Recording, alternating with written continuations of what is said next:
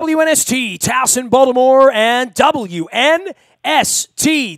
A very, very busy weekend for my remote control, whether it was baseball games ending at 1:42 a.m. at scores of 13-12, or the Steelers and the Lions keeping you up late, or Saturday with Ohio State and Penn State. But lost amidst all of this, first off, the Terps are going to start playing basketball next week. We got indoor soccer happening here as we talked to Carl Delmont about the Harrisburg Heat and the Blast. But the Capitals are in progress, as are the Wizards, and the Capitals are a little somnambulant here to begin the season. Ed Frankovic is our longtime Caps insider, historian, blogger, and up-late-nighter as well as tweeter.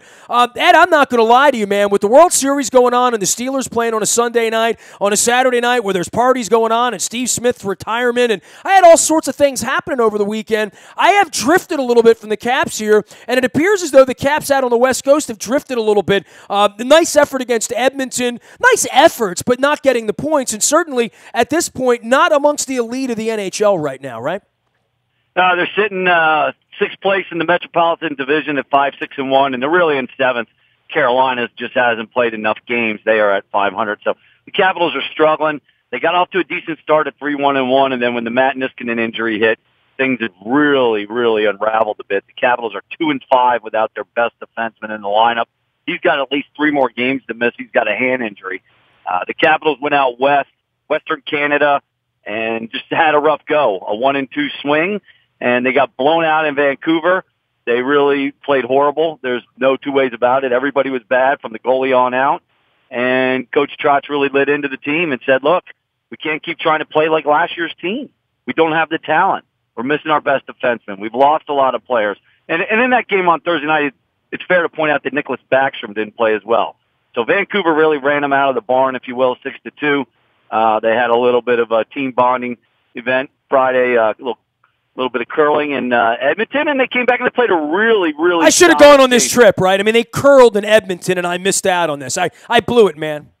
Yeah, you had Locker and Joe B. and, Ken Savrin, all the guys out on this road trip, and it's always a good time. Unfortunately, the hockey wasn't very good, Ness, but they did pull it together. They did play a much simpler and smarter game. The other thing that's really been plaguing this team was taking a lot of penalties. They were taking 4, 5, and 6 penalties a game. They managed to cut that down in Edmonton.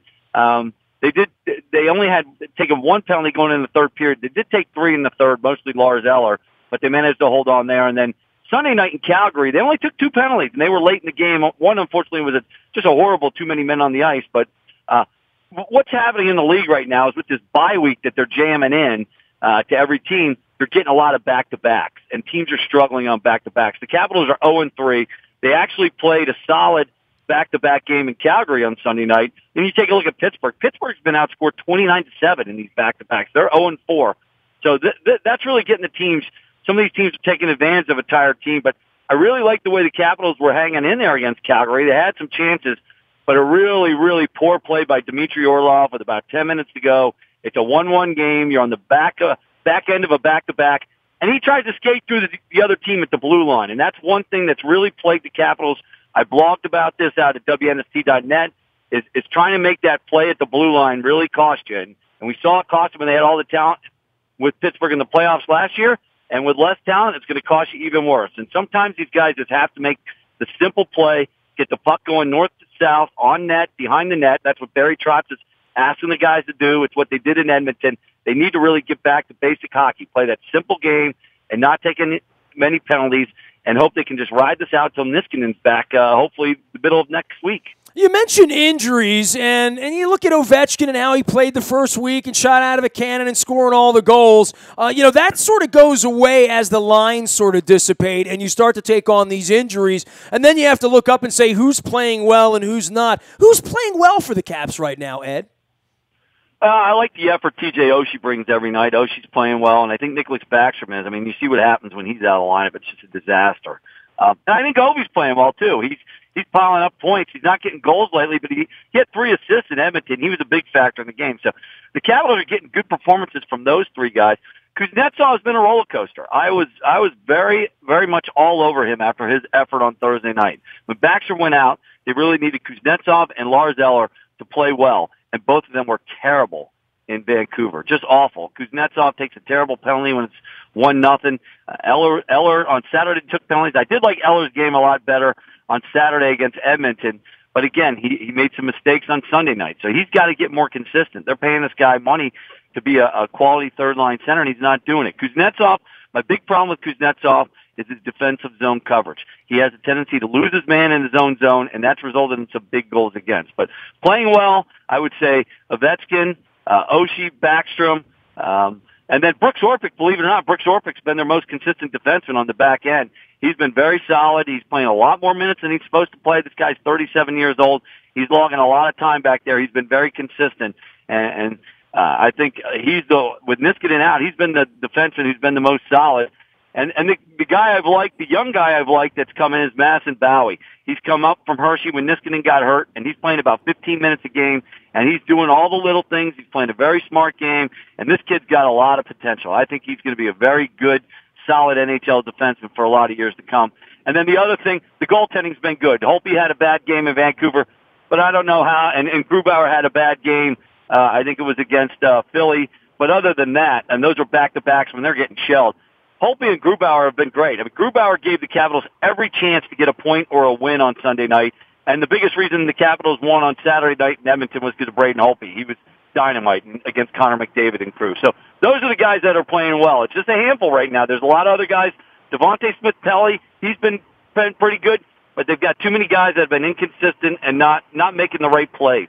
You know, if I get Trotz on here, and I probably shall at the backside of this trip, this is an interesting group for him because he was more used to this in Nashville, right? Where he had a good player or two and a bunch of grinders and muckers and a good goaltender that could keep him in there every night. He always had a good goalie in Nashville, right? Which was sort of the saving grace.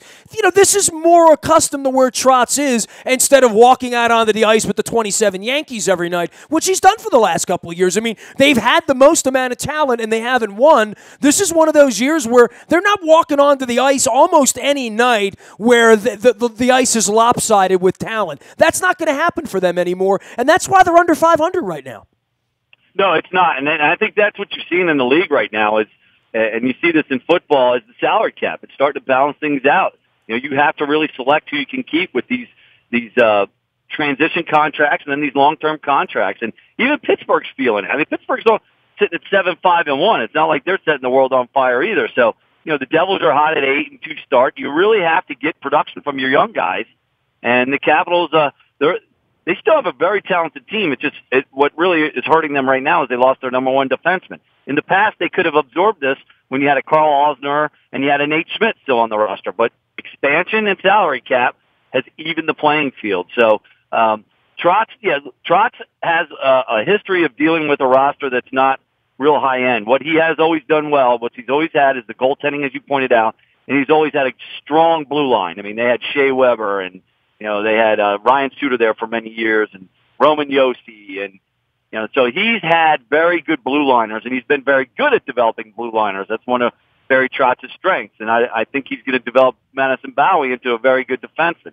But these guys are being baptized by fire right now. The Capitals still have some high end up top, but there are holes. And if somebody goes down and Nicholas Backstrom gets sick, you know, he missed one game and the Capitals were just a train wreck that night. So, you know, they can't afford to lose to Nicholas Backstrom. Kuznetsov has to be more consistent, but they have to play a different game. They cannot try the east-west cross-ice type passes that they like to try, and they can't trade chances with anybody. I blogged this out at WNST.net after Saturday's win against Edmonton. Please go out and read it. And you got to play a simpler game. You can't trade chances. You have to play structured. The puck's got to go north-south. It's got to be behind the other team's net or on their net and play for rebounds because these goalies are really good. And the Capitals just have to adjust. They did that in Edmonton. They got a little loose in Calgary. I didn't like all the turnovers. I'm going to give them put a little bit of the blame on that on the fatigue.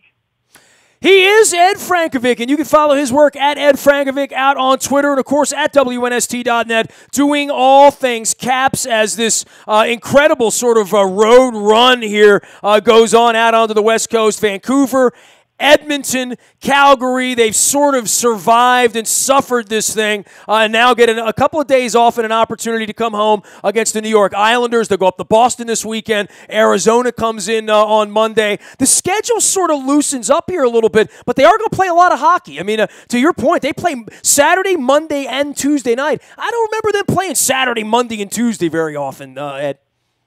No, it's definitely a different schedule nowadays, Ness, with the new collective bargaining agreement and this bye week that they put in. And the Capitals have only played 4 home games. They've played 12 games already, but they've had a good road record. You look at the Capitals are 1-3 at home at Verizon Center. They've been terrible on home ice. So they've got some games coming up. They got the Islanders, like you mentioned, in Arizona.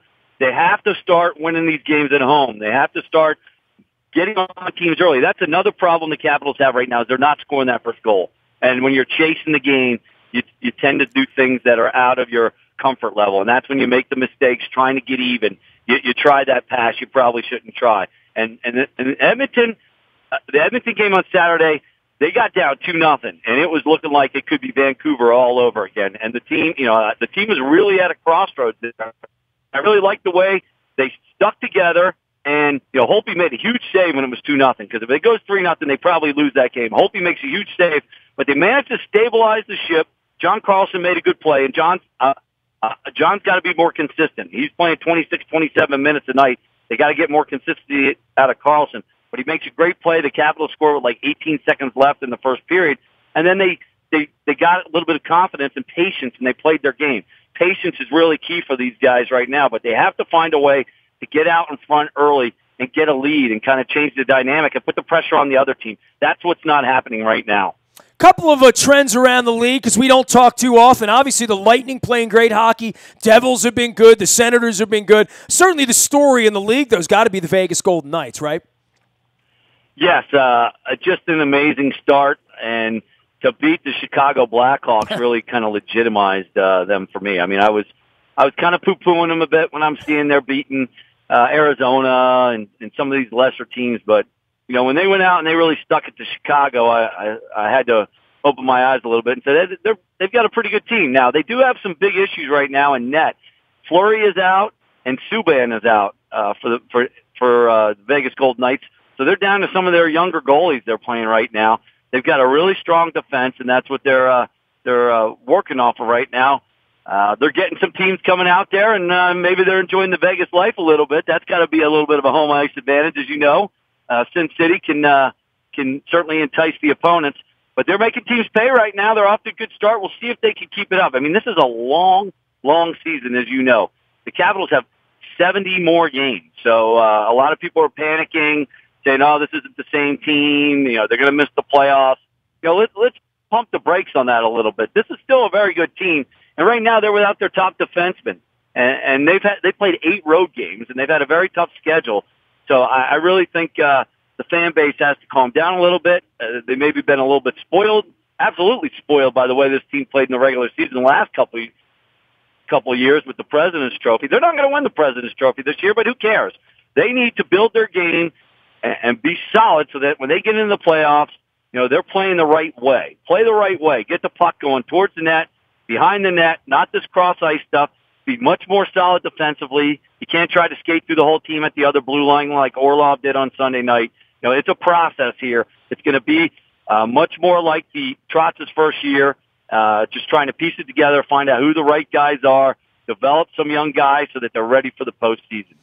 He is Ed Frankovic. He's watching hockey. Some of us are watching football and baseball and hockey, and soon enough more basketball as well as soccer and other stuff here this week. World Series keeping you up late, right, Eddie? Yeah, just some amazing baseball. I mean, it really has been. This is a World Series for the ages. I think you had the tweet says, "Can we keep this thing going for at least 7?" This is just amazing baseball, and it's been fun to watch. I've really enjoyed it, and I'm going to keep watching. Good times ahead here as we got the Ravens heading to Nashville this weekend. We will be partying on Friday and Saturday at Piranhas in Nashville. Those of you who know my relationship with Coach Trotz from the hockey world know of my background with the Nashville Predators. We got a long weekend in the Music City all weekend long. Get up to WNST.net and learn more about that. You can find us out on Facebook, Twitter, LinkedIn, Snapchat, Instagram, and streaming live anywhere the internet goes. Reminder, we are your home for Eagles basketball this winter over at Coppin State University. The men's and women's games broadcast here. You can learn more at Coppin State Sports, as we are the flagship for them. Big shout out to G&A Coney Island Hot Dog in Islandtown. Get up there and say hello to Andy, the best hot dogs in the world. I like mine with ketchup and relish, but you can have with mustard and chili and anything else you want on them up at G&A Coney Island Hot Dog in Highlandtown, where they've been doing it that way for about a century now. That's all. They know hot dogs in Highlandtown. Give Andy our best. You can find me each and every day out on Facebook, Twitter, LinkedIn, Snapchat, Instagram, anywhere the internet goes, including the buyatoyota.com audio vault for anything that you miss here. Download the TuneIn Radio app. You can listen live from anywhere in the world. Our morning newspaper ships to your email inbox each and every morning. It's all brought to you by Planet Fitness and PlanetFitness.com, where it's still $10 a month to get in the best shape of your life, guaranteed. Last but never least, if you want breaking news, that happens first on your WNST tech service. We're getting you the injury report out. We're all concerned about Joe Flacco this week and the concussion protocol heading out to Nashville. If there's any movement on that, you'll get it first there. It's all brought to you by Coons Ford of Security Boulevard. And, of course, Dennis Colatzos will be here on Thursday, driving you home, getting you ready for Nashville. And we'll have a parade by Thursday on the side of baseball. The SSV on WNST, heard from 3 until 5 on Thursday. I am Nestor. We are WNST.net, AM 1570, and WNST Towson, Baltimore. And we never stop talking Baltimore sports.